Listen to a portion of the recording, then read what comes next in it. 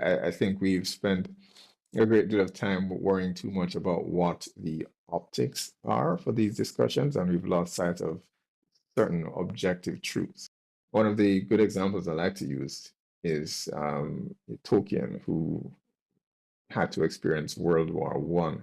Yeah, in order for him to tell the story of Lord of the Rings, you don't get one without the others. There is an expectation on men because they are the builders, they are the creators who keep society functioning, and so that's an important element that is just missing, and that heavily shapes how man then pushes his own limits or questions things to the extent that a woman would not.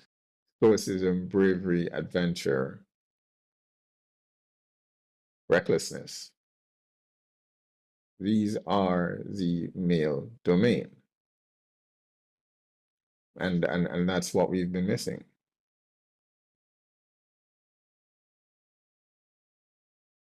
In order to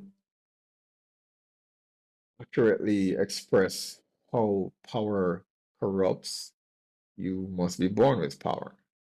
Most, again, men physically speaking at least, are born with power, and we have to learn to regulate that from an early age so we don't harm others around us. In order to write about bravery and adventure, you have to be in a position where you're required to go out and brave the world every single day and go into the unknown, not knowing whether or not you'll survive the encounter, but that's what bravery is. And again, that's largely a male trait, and it's just unquestionably a male trait.